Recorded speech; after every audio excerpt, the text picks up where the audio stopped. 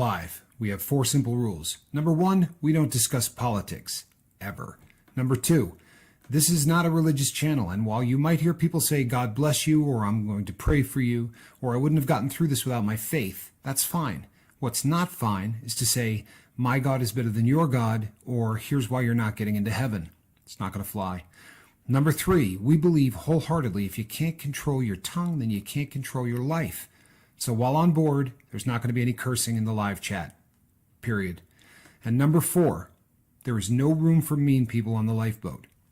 Because we discuss very sensitive things from people's past in our group setting, we got to protect those people. The only way they feel confident and comfortable discussing those things is in an environment that is free of trolls and mean people. So if you're a mean person or you're a troll, we're going to block you for life. And if your account happens to be less than 24 hours old, we're probably a little suspicious right from the word go. Why? Well, because there are people in this world who enjoy being cruel solely for the sake of being cruel. It's not going to fly here. But if you're here because you're trying to get sober and live your best life, then you might find that the lifeboat is just that, a lifeboat. I'm Captain Tommy Scoville, and we will see you on deck.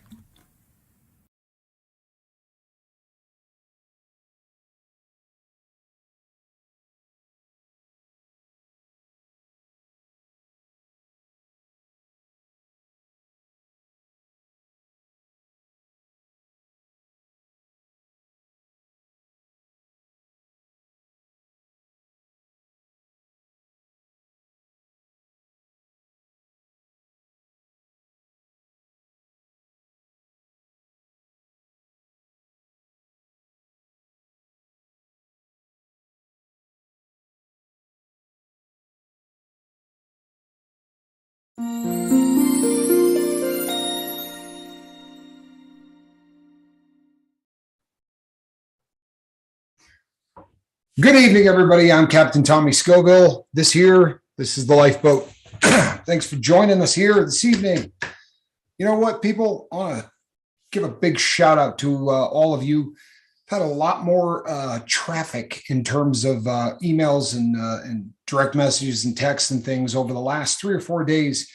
Probably more so than I've had since the Stroming week. We really have had a lot of people that have been corresponding, and a lot of people that are just working hard, you know, to better themselves, really sort of going out on a limb to push the sobriety thing in their life. And my hat's off to you, honestly. And I do appreciate, you know, people reaching out and telling me what's going on, talking about, you know, where they're at.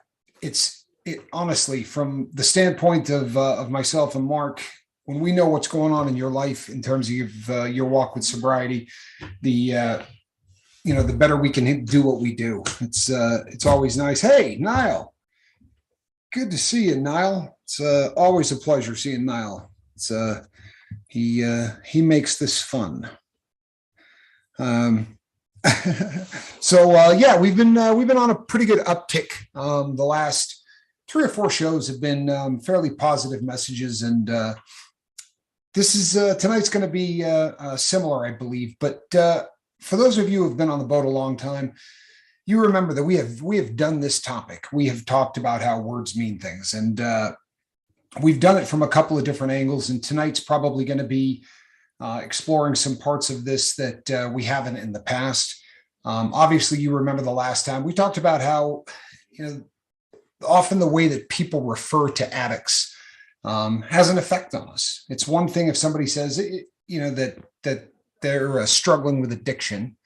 It's another if someone says the guy's an alcoholic, or if they say you're a junkie, or any of those things. The way that people, I find that the way that people refer to you tends to start having an effect on you. And a lot of times, the way that you refer to yourself. And I think a lot of times we drag sort of a residual, you know, self-image from our previous life. You know, we talked about daily affirmations and things like that. When the number of people who have said things to me when describing themselves or talking about their life experiences, you they'll say that they're a loser. And this is something that people say often. I hear it so much. They'll say, you know what? Oh, I've been a loser my entire life. You'll hear me say things like, I was a reprehensible person. I really was. But I'm always referring to this stuff in the past tense. If you drag that into the future, if you start bringing that with you, words mean things. They're going to have an effect on you. If there have been studies done, and when people say stuff like, you know what? Well, I really want to lose weight. That's a very big difference than I'm going to lose weight or I have to lose weight. Something that you have to do obviously gets treated differently. And these may seem like very, very small, insignificant things, almost as if we're splitting hairs. But I'm telling you, people, words mean things. They really do. Also, one of the things that almost everybody who suffered through any kind of an addiction, most of us, our word meant nothing. If we said, you know what, we'll see you at 8, chances are we weren't going to be there at 8. If we said, we'll have that done by Tuesday, I'll get you paid back by Friday, right? All of those things that we would tell people, basically things came out of our mouth for no apparent reason. And you get into a habit. This is another one of those things that becomes habitual. And very oftentimes we say things because it gets us through whatever we're talking about.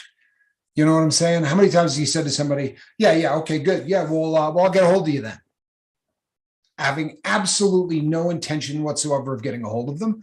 It's just one of those things that we say to end a conversation so that we can break away from whatever we're doing. Those kind of things have an effect on who you are. They really do. And I don't just mean in the eyes of the people around you. If your words don't mean anything, then when you tell yourself things, they're not going to mean anything more.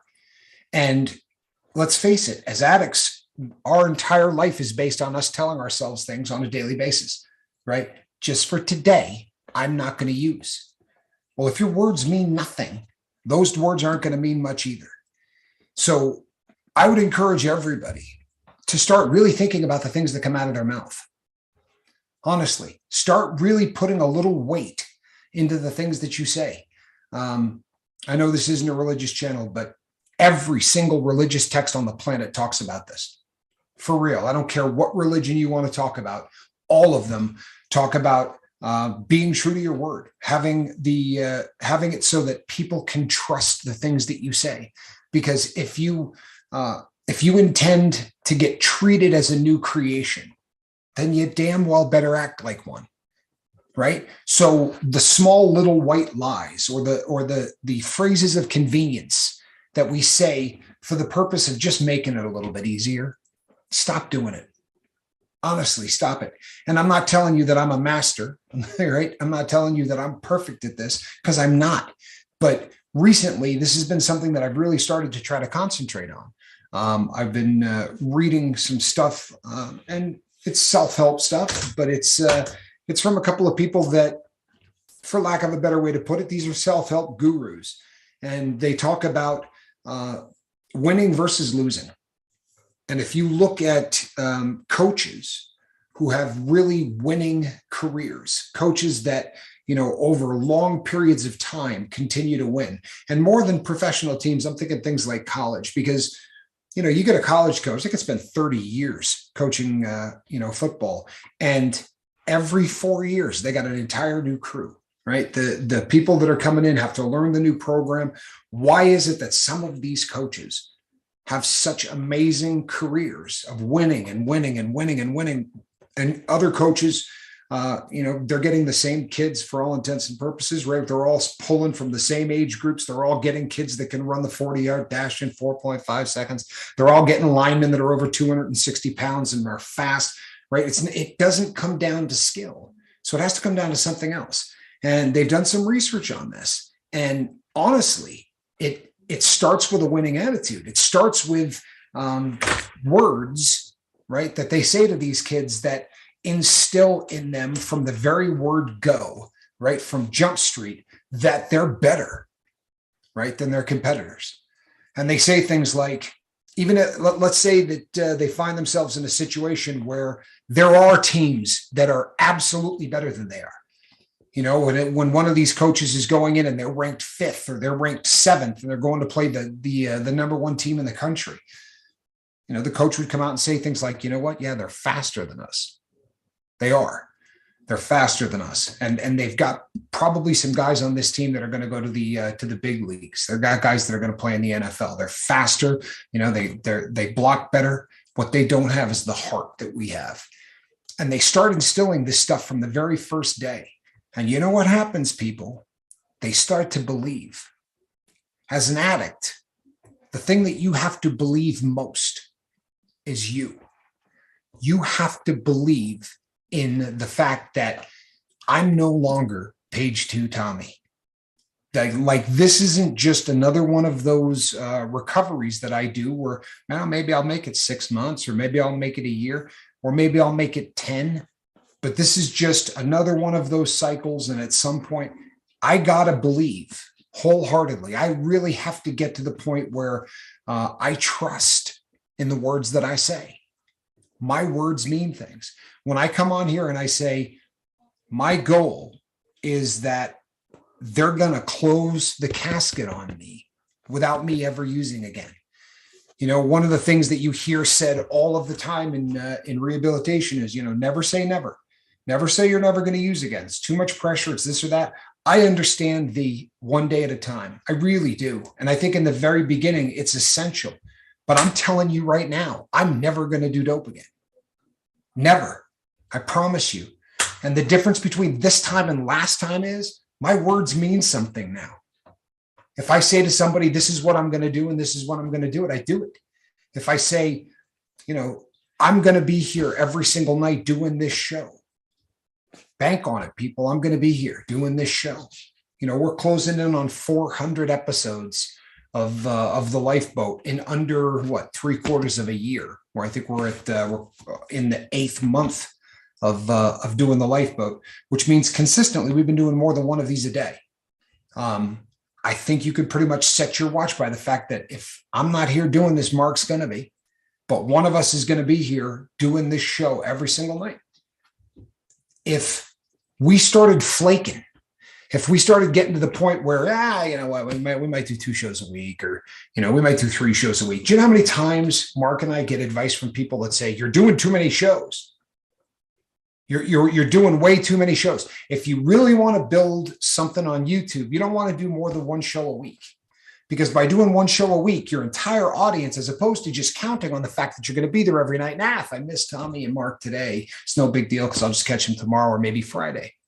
But if you're only there 1 day a week, your whole audience will show up at once. And when that happens, you get much more views and YouTube will push you farther out. If I have one more jackwagon, give me that piece of advice, I'm going to spit at them for real, because we're not trying to build a YouTube channel, right? It's not what we're doing. What we're trying to do is build a community of individuals who lean on one another to try to ensure that there's some place to go when you get that itch. There's some place to go when you start feeling like things aren't working well on that sobriety train.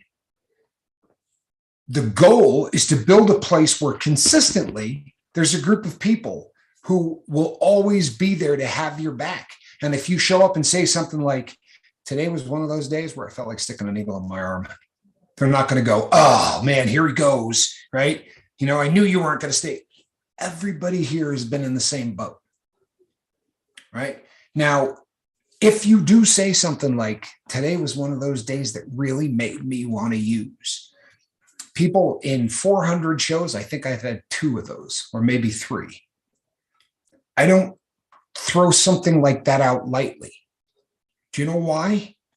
Because words mean things. Go into a doctor's office, right? I'm a guy that's had 32 arthroscopic surgeries. I've had a lot of health trouble over the course of my life, from skiing and stupidity and all of the other things. I've injured myself far more often than anybody should. But one of those, one of the things that used to come up, and you've all been there. You go into the doctor and the doctor says to you, On a scale from 1 to 10, what's your pain level at?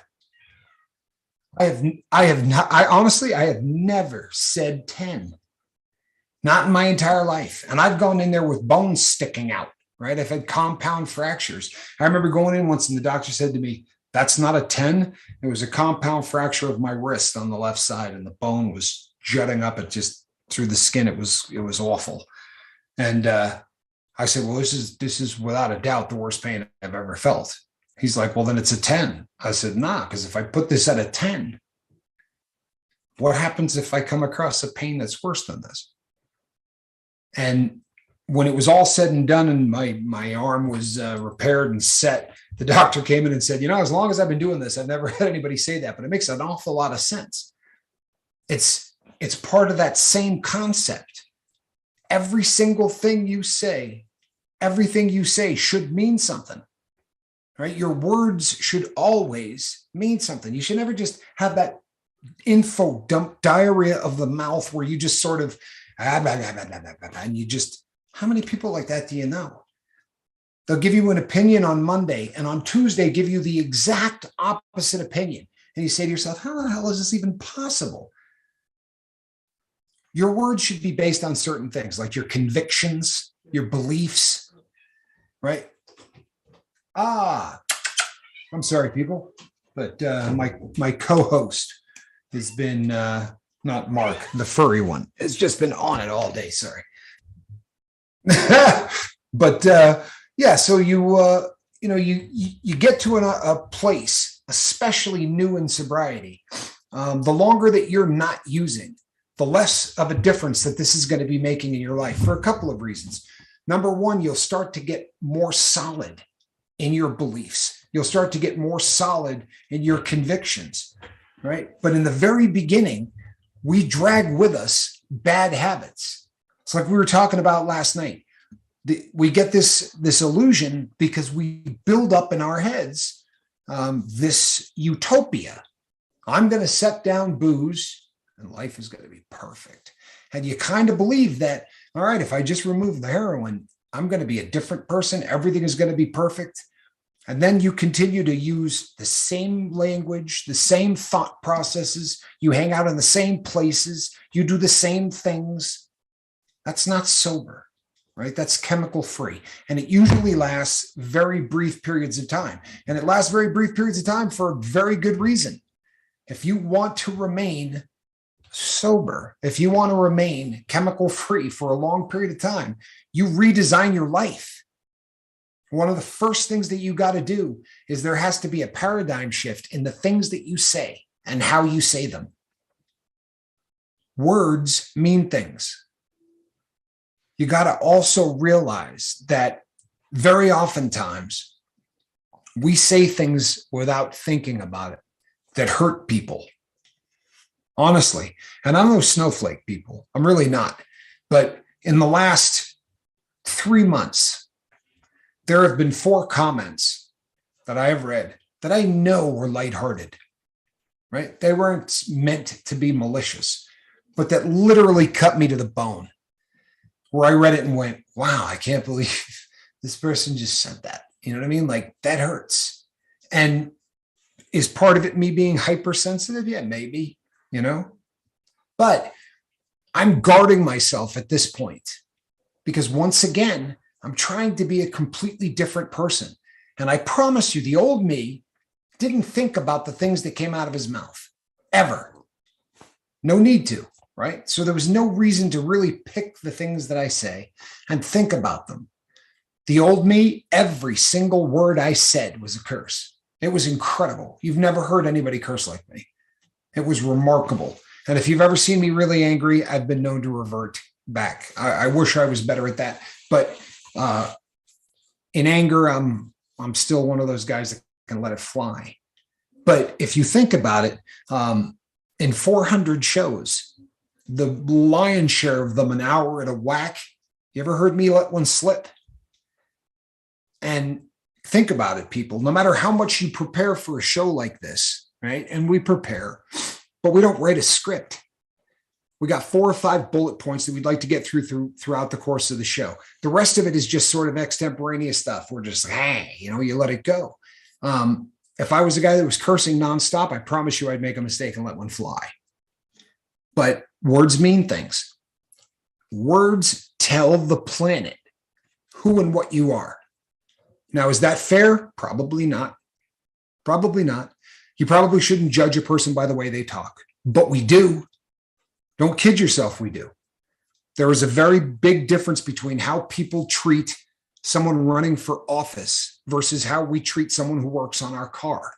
But I promise you, if the cat that works on your car speaks to you with the same kind of passion and the same kind of determination and works a fairly clean vocabulary, you will treat that person far more like you treat someone running for office. It's just the way it is. It's a subconscious part of who we are. We judge people. We give we give respect to individuals based on how they look and how they talk. It's not fair, but it's a fact. Now, you're just starting to get sober. You may not have a $5,000 wardrobe. You may not be driving a $60,000 car, but you know what? You can sound like someone who's got their life together. You can stop dropping F-bombs every 30 seconds. And you can stop talking as if you don't care about the words. You can stop talking without thinking about whether or not the things you say are going to offend people. Again, I'm no snowflake, people.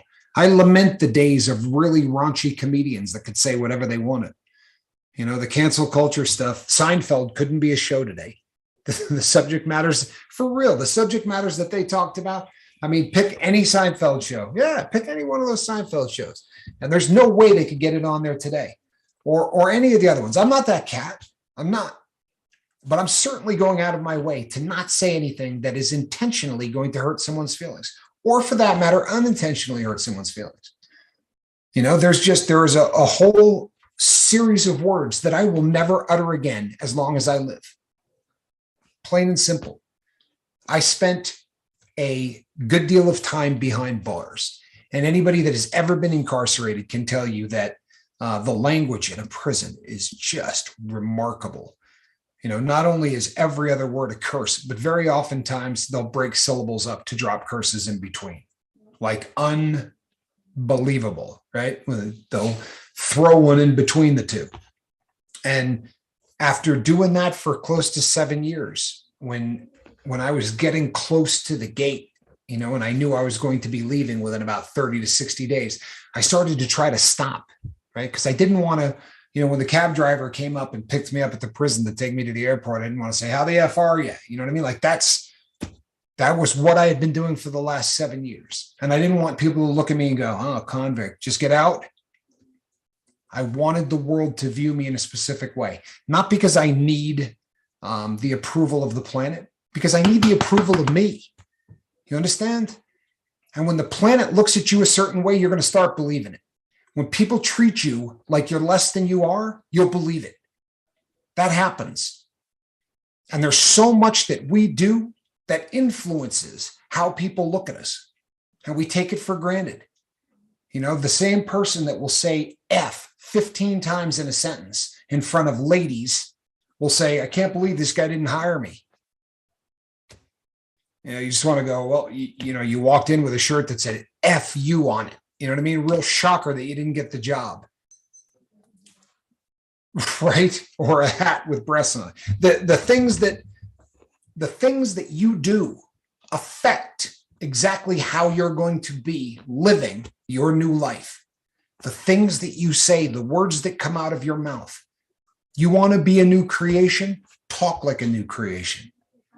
Right? Look like a new creation. The easiest part of all of this, the only part of everything that isn't going to take $1 out of your pocket is how you use this. It's the one thing all people take for granted. Seriously. And I don't just mean people who are in recovery. It's absolutely astounding the things that people say. I have a political leaning, may come as a shock to you, but one of the parties that here in the United States, I think is pretty much in tune. The other party pretty much think that they're not. but I wouldn't walk into a 7-Eleven and start talking about it at the top of my lungs. I hear it every time I'm in a 7-Eleven, for real. And whether or not I'm in agreement with the person, or whether or not I'm on the other side of the aisle, I still don't want to hear him or her. Just, right? Why? I mean, what's your goal? To offend half the room? It really becomes astounding to me that more people in this country don't spend a little bit more time concentrating on how it is they are portraying themselves. Because I promise you, people, what comes out of your mouth is going to be one of the first things that people judge you on. Honestly, I have seen multimillionaires wear jeans with holes in them and sweatshirts that were 25 years old. You know, people dress down. People have, there are jeans with holes in them that cost $8,000. You know what I mean? It's gotten to a point these days with fashion, with other things, that you can't really judge somebody anymore by the things that they wear. You can't. But boy, oh boy, do people judge you by the things that you say. How about time and place? Ever heard that phrase? There's a time and a place for everything. It's you and your best friend hanging out, and you want to say, you know what, this political party, pack of idiots. Well, that's probably the perfect time and the perfect place.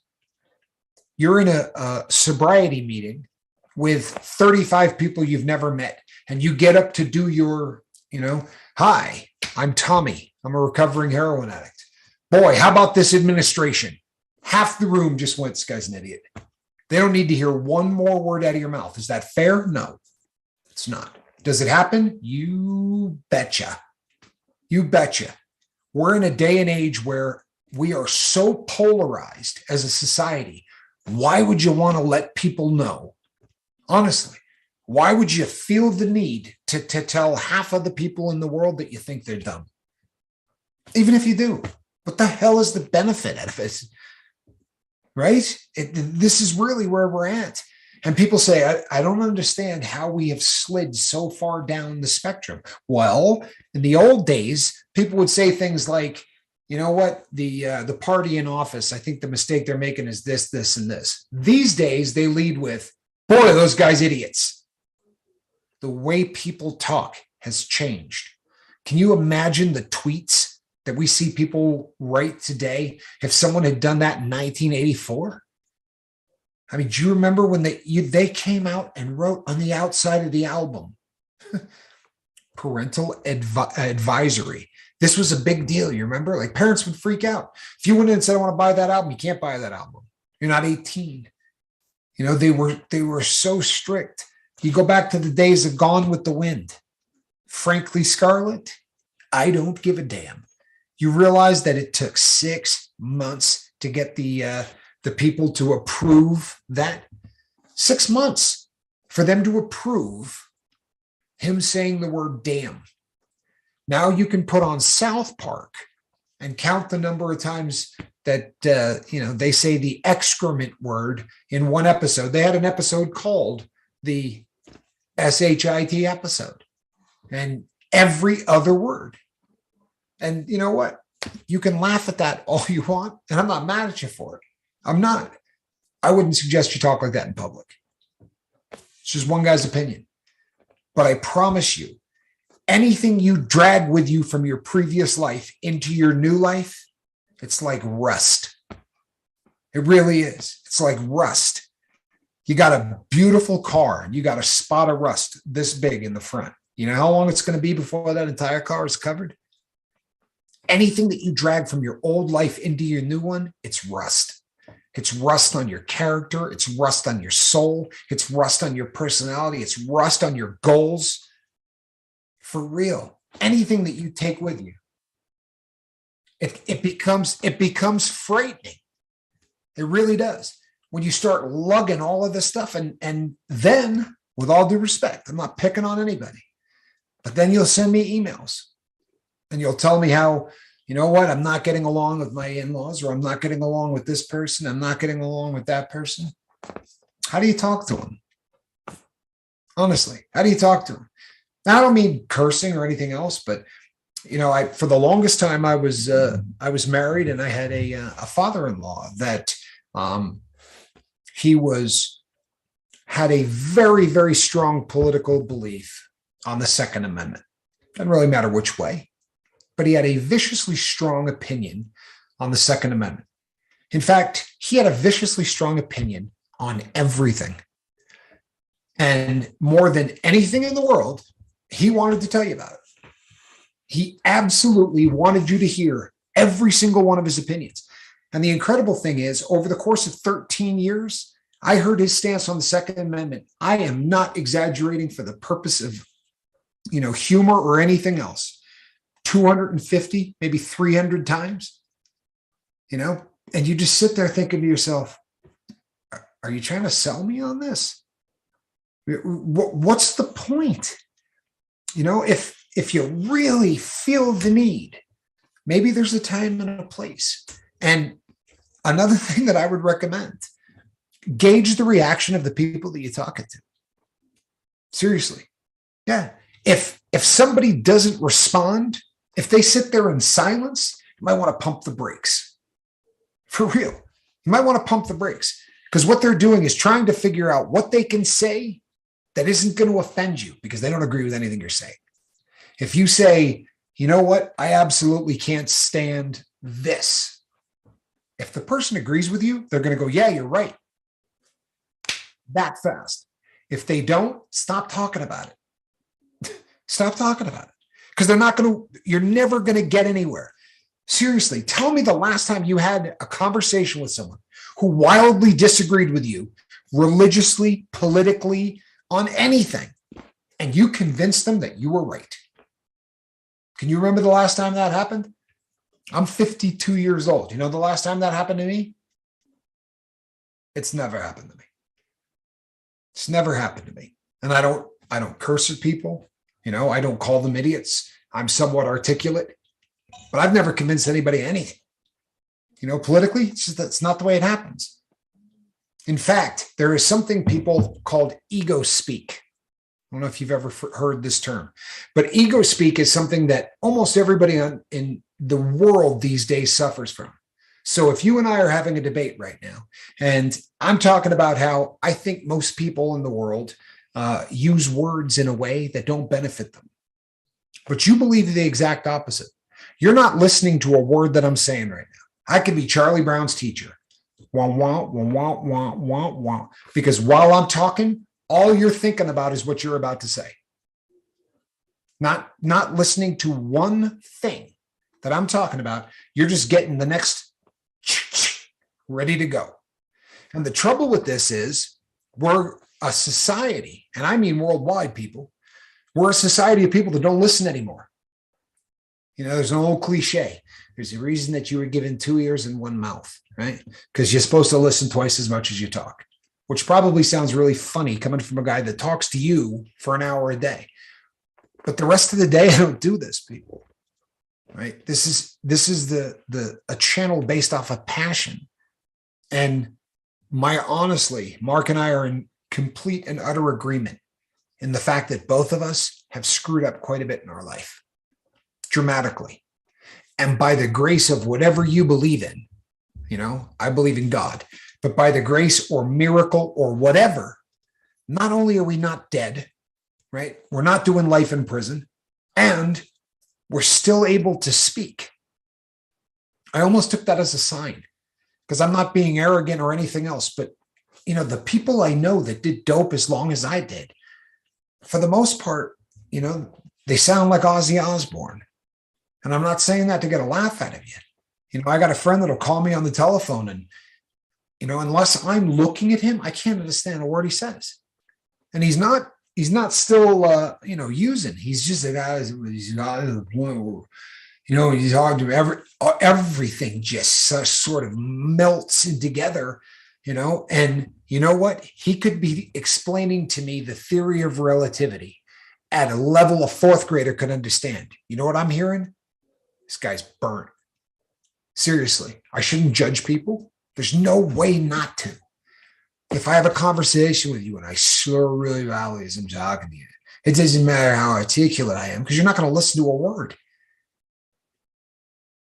How you present yourself, the words that you use are going to dictate how people look at you, how people treat you, and that, whether it's good or not, a stone cold fact, is going to either build or it is going to destroy your self-esteem. And we've done shows on self-esteem, right? We know exactly what that means. If your self-esteem is in the dumps, it is very difficult to stay sober. And let's be really honest, when you're first coming out the gate, 2 days ago, I was an alcoholic. Today, I'm going to start being sober. 4 days ago, I was putting a needle in my arm. Today is a day I'm going to be sober. How's your self-esteem? Right? Because I wasn't feeling great the first 2 or 3 years of being sober. I was still dragging a lot of baggage around from all of the things that I had done. It didn't help that I was also in prison while I was doing this, but my self-esteem was in the toilet.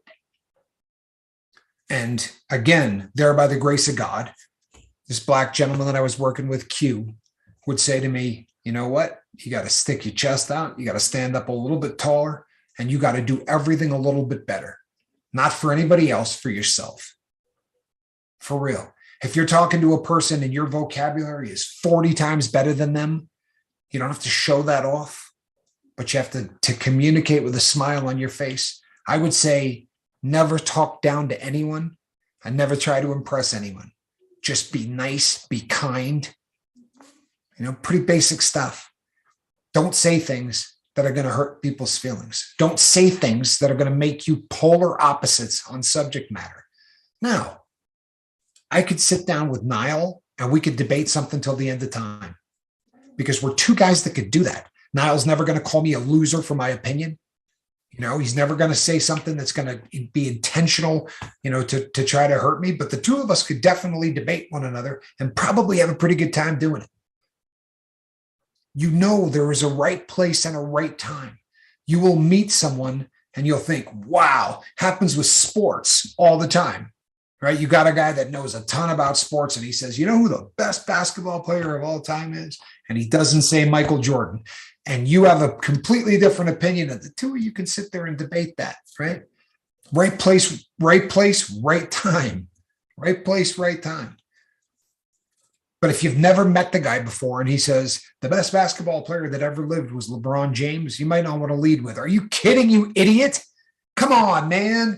Michael Jordan, how many rings? How many times have you seen this? How many times have you seen that break out into a fist fight? For real, people. From a guy that did time in prison, I have seen fist fights over the dumbest things in the entire world. Some of the stuff that people have fought over. Right? Ramen noodles. Who was more attractive, Marianne or Ginger? And if you think I'm kidding, I'm dead serious. I saw a swing out in prison over. Who cares? Who cares? Right? But again, you can make a point. We did a whole show on this a couple of days ago, right? Conflict resolution. You remember when we talked about, I said, you start getting heated and you start listening to people get louder and louder, right? Because words mean things. And they start saying things like, hey, calm down. They're giving you, orders. Somebody starts giving you orders. This escalates to a level that's beyond belief. Quit raising your voice. Oh, 2 orders, right? Just continues to go. And then they start asking questions, right? Who do you think you are? You ever watch this? They all start, just starts escalating. And we said, you know what? If you slow down and you take time with every word you say, you're going to de-escalate the situation. It's a fact. Right? This is what hostage negotiators do. They talk very, very slowly. They talk very, very deliberately. The way you speak, the words that you say have an effect on people. If I had just said the exact same thing like this, the words you say, the way you say them have an effect on people. Doesn't have the same effect, does it? It's completely different. People don't think about it. They just roll. And we have a problem with that, people. What's the problem? The problem is for the last X number of years, we've been wasted. We haven't given this a second thought. But what we've done is trained ourselves. You ever meet one of those people and everything they say is in this tone? Right? Every word out of their mouth is this loud, and you just think, good Lord, is this guy yelling at me? What's he yelling at me for? That's probably somebody who has been angry and drunk for 20 years. And now they're sober. That's a behavior, right? There has to be a paradigm shift in everything that you do. And how you speak, people, is how you're going to be judged. The words that come out of your mouth are going to have a massive effect on how people view you. That's just a stone cold fact. So my advice would be, the takeaway from tonight's show, think about the things you say. Don't say things that are going to hurt people's feelings. You know, you can crack a joke with me, right? You can pick on me to the end of the time because I know all of you. I know the spirit in which you guys are joking. But if this was the first day I ever met you and you did that, it's probably not a great idea. You know, time and place. But your words are going to have an effect. Words mean things. Keep it in mind. Mark, how are you this evening, my brother? I'm doing okay. Doing okay. Yeah, this is a great conversation. It really is, guys. There's a lot to unpack on all this, and which is why we're doing it a second time. And my guess is we'll probably do it a third, fourth, and fifth time. Because this is a subject that needs to be brought up, and kept into the forefront of everybody's mind. I'm not, like I said, it is one of those subjects that we need to understand. We need to understand this because just by doing what we're talking about here, it will change your world. I promise you. It'll change how people are viewing you. It's going to change how you view others. And I think a lot, on this subject, a lot of it is about context. And it is about how long you've known somebody. You need to know when and where you can say certain things. We're not ridiculous. We're not stupid people, right? So if we're walking around, when you can say something and when you can't. Most adults get to that point. Some people don't. I get all that, but those are just the offshoots, right? I mean, but for the main part of society, it is definitely just yeah. And my dad has been through a lot, right? I'm saying this because I think that we're all here for a reason.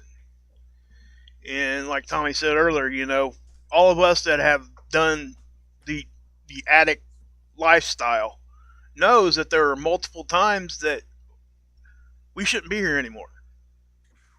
Anybody else, we would not be here.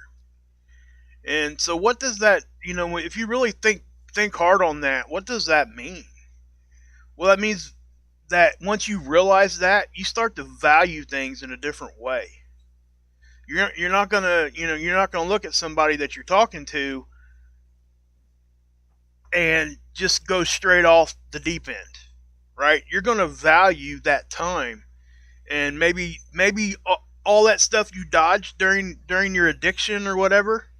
Maybe it was meant for that one person that you're talking to, and if you blow it, then I mean, what's the point?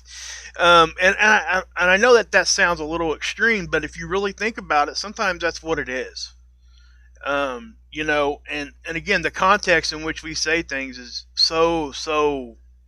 I mean, and I'm not. I think me and Tommy's had this discussion before, but I'm not sure if I've talked about it here online, or at least here on the channel here. But we can make any, like Tom was changing his voice there. We can take any word and make it a bad word. Somebody had to, and excuse my language, like let's just use the word damn. That has two separate meanings anyway, right? So you got to put that into context. You can't just let that word just out there. So if you use that word, you're either saying, oh, damn, or you're actually damning somebody. That's two different things, guys. And that's kind of what this is, these words mean things. So if they mean things, then we're going to have to take the time to understand what they mean. And I can't tell you that, you know, and I know I go back to my other channel a lot, but I learned a lot from that chat over there. I really did, because when people are saying things to you left and right, center, all this stuff, you really want to start saying things that you probably don't mean. And you're trying to, just be defensive, and it's a natural thing. But when I stopped worrying about that, those people that were over there just bashing me, most of them have now become part of just what's going on over there. They stuck around, they figured out, it's those kinds of things. And I want to say this too. It's not just the person you're talking to that you're affecting. Anybody that's hearing you talk is hearing all of that. And I say that for this reason. If you go to a professional debate, or any kind of debate, those two debaters have no intention, because they know they're not going to change their opponent's mind. They know this walking into it. So why are they talking? Because they're talking to the audience. They're talking to the people around. And if you come up to somebody like Tommy's talking about in the 7-Eleven, and you say something, and a 6-year-old over here sees how you reacted, you can affect that child's life just by the way you react. And you don't even know it. You may not even know the kid's even there. So it's all important. And, we're, like Tommy said, we're not snowflakes. We can take criticism as long as it's respectful, as long as it's said the right way. Because I can tell you right now, somebody starts yelling at me or talking to me in a down way like that, what happens to your brain? You shut off. It's going in one ear, right out the other. Oh, hold on a minute here, Tommy. Sorry. I keep wanting to do this. Like, I know everybody wants me to put my mug up there. Sorry. I don't know why I don't. I just assumed it was up there. You know what I mean? Like, because people, you need to know that when I look, I see him. So yeah, that's my fault, guys. Yeah, sorry. I just I assumed that you were there. Yeah. So anyway, there's my ugly mug, but it is what it is. But yeah, guys, I mean, I really do think that when just keep that in mind when you're like talking to somebody. A lot of times you're not going to be affecting them. You're going to be affecting somebody else that's watching, listening. And back to the little thing about my dad. My dad had an aneurysm, had an arterial dissection in his brain. He's been shot 3 times. He got stabbed in his heart. He got his arm cut from one side to the other where there was enough blood going down the wall where he was sitting. It was actually running down the street in the gutter like rain. And this all, he had a car wreck where he went off a cliff, out the windshield and back in, had his whole face reconstructed. So, guys, I mean, my dad is here for a reason. I am convinced of it. I mean, there is no reason this man should still be alive. But to this day, if you go talk to him, you would never know any of that happened. For a couple reasons. Physically, he's okay, right? The second reason is he's not out here just blasting it out there thinking that he's above somebody else, which is also part of this conversation. My grandpa used to say this, and please forgive me for this verbiage. So I don't know how else to say it. A lot of times we get in these conversations where it is like, for a man, my dick is bigger than your dick, right? I mean, ain't that how it kind of works? Sometimes we get caught up in that. And I do apologize for that language, but it's just what my grandpa used to say, so it's stuck in my head. But I do think we get caught up in that sometimes. We're always trying to prove that other like more than the person you're talking to. Or if you guys have any friends that walks up to you and says stuff like this, you're telling somebody a story and they'll say, well, I got one better. And that's nothing. Yeah. That's nothing. Yeah. What happens, guys? You shut down immediately. You're not even listening to another word that person's saying to you. At least for me. So, words mean things.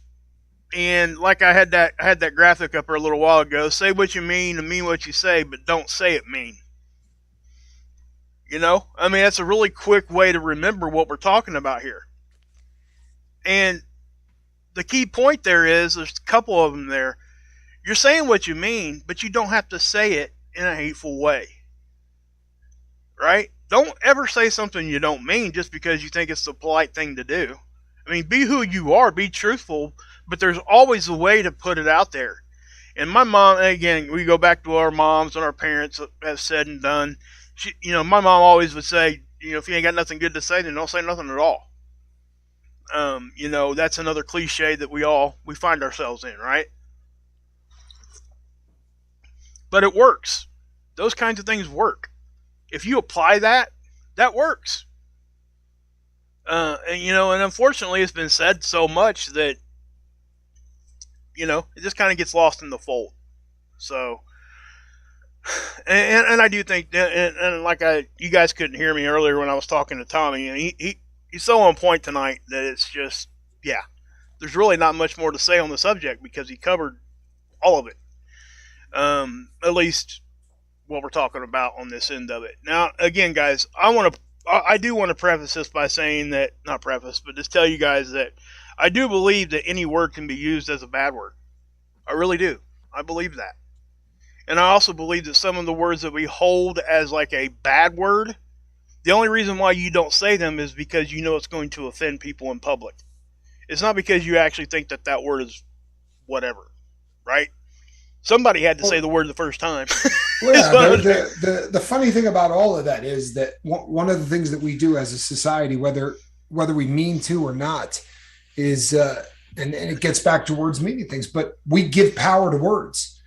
An example that it harkens back to the days in prison, but anyone who's done time knows there are two words that if you utter in prison, it's a fist fight, plain and simple.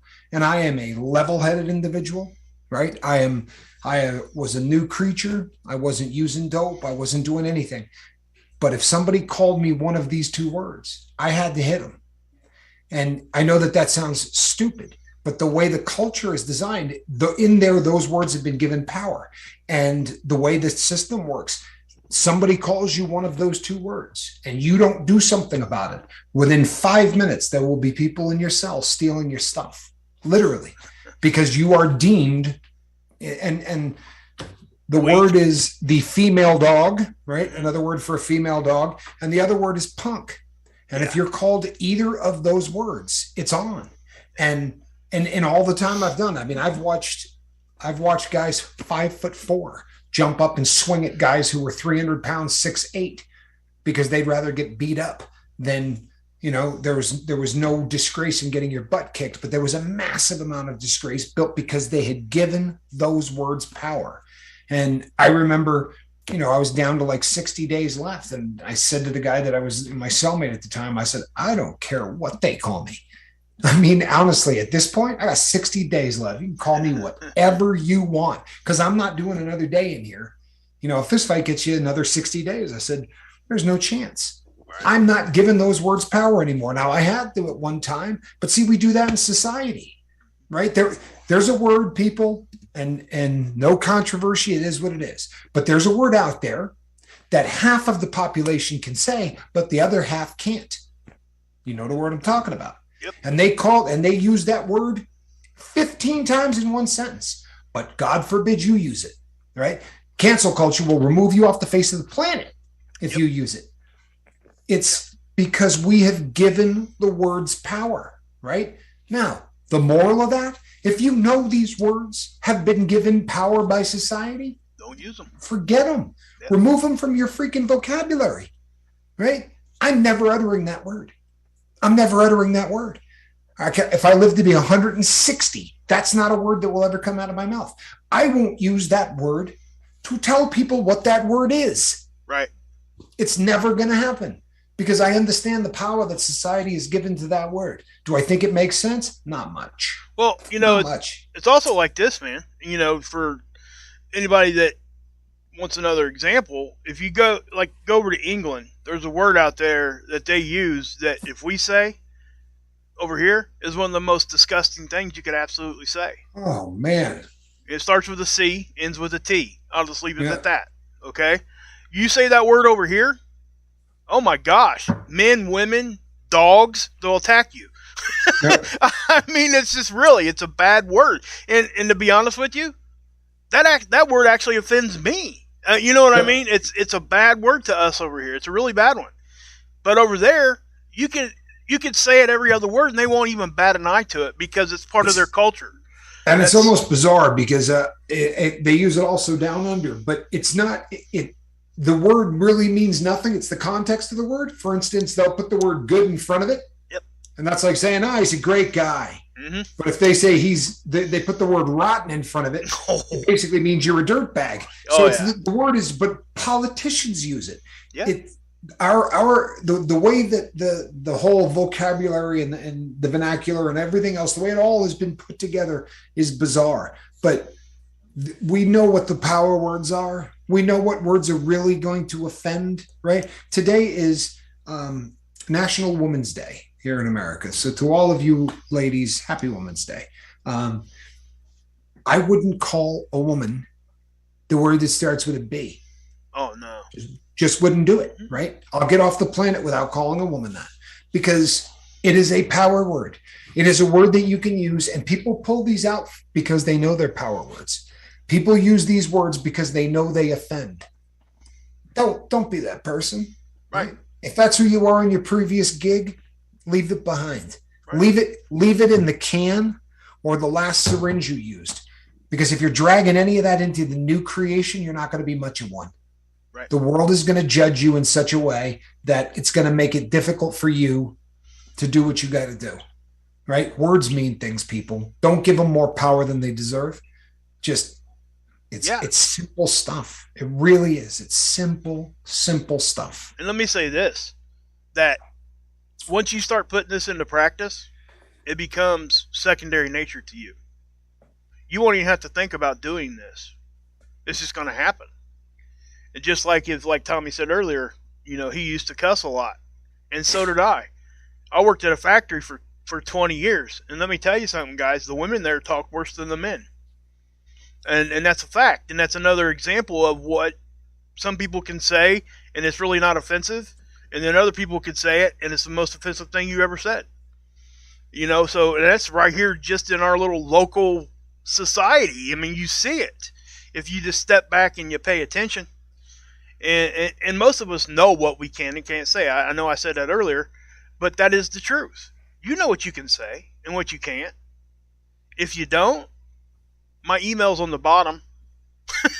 I mean, email me. I'll tell you. I'll help you out. I'll help you out with that. Reach out to me. Yeah. And again, guys, we're going to be talking about this again. I promise. This is something that it's going to have to be brought up every so often because it does help all of us and it benefit us to really hear this once in a while. No question. Yep. So, it's definitely a subject that can be revisited and never gets old. And my Swiss timepiece tells us we're at the top of the hour, people. Tomorrow night, we will be back. Same bat time, same bat channel, doing the same voodoo that we do.